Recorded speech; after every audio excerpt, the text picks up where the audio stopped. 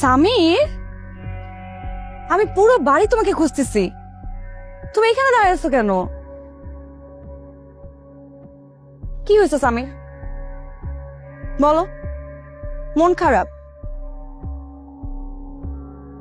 তুমি শুধু তোমার ভাইয়ের হাত ধরাটাই দেখলা, এরপর কি হয়েছে, কি বলেছি, কি করেছি, কিচ্ছু দেখলা না, ওখান থেকে চলে আসলা। সামির, ভালোবাসার প্রথম কন্ডিশন হচ্ছে বিশ্বাস। আমাকে তোমার বিশ্বাস করতে হবে সামির। পৃথিবীর আর যে কেউ যা ইচ্ছা ভাবুক না কেন, কিন্তু তোমার তো আমাকে বিশ্বাস করতে হবে, তাই না? হ্যাঁ, হতে পারে যে আমার আর তোমার পরিচয়টা অস্বাভাবিক ভাবে হয়েছে, এভাবে আমাদের বিয়ে হওয়াটা হয়তো বা হট ছিল না, কিন্তু আমি আমি নিজেও জানি না, আমি এই প্রশ্নের উত্তর আমি নিজেও দিতে পারবো না যে আমি কেন তোমাকে বিয়ে করেছি। আমার নিজের কাছে সেই উত্তরটাও নেই। পৃথিবীর কারোর কাছে জিজ্ঞেস করে পাবো না মনে হয় এটার উত্তর। আমি তোমার সম্পর্কে কিছুই জানতাম না, তারপর আমি বিয়ে করছি। একটা কথা কি জানো, জন্ম মৃত্যু বিয়ে এগুলো ভাগ্যে থাকে। আমরা যতই চেষ্টা করি না কেন, যত কিছুই করি না কেন, আমাদের ভাগ্যে যেটা আছে না সেটাই হবে। তুমি আমার ভাগ্যে ছিলা সামি, না হলে এভাবে কেন আমার সাথে তোমার পরিচয় হবে?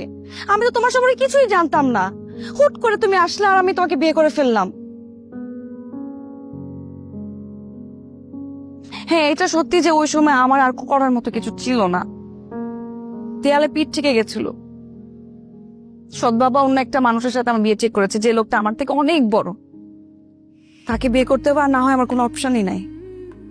মাত্র তোমার ভাইকে ছাড়া আমি কিচ্ছু বুঝতাম না।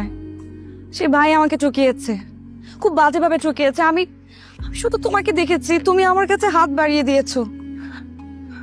দেখো সামির, আমি তোমাকে ঠকাই নাই, আমি তোকে জীবনে ঠকাতে পারবো না সামির। আমার ভাগ্যে তুমিই ছিলা, তুমিই আসছো। যত কিছু হয়ে যাক, আমি তোকে ছাড়া অন্য কোথাও যাবো না সামির, আমাকে তোমার বিশ্বাস করতে হবে।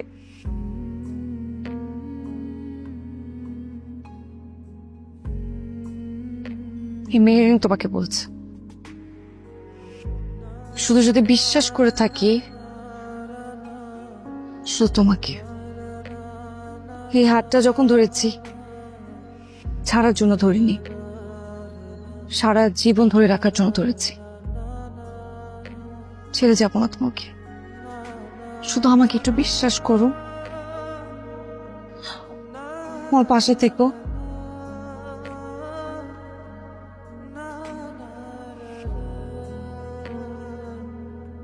মাফ করে দাও।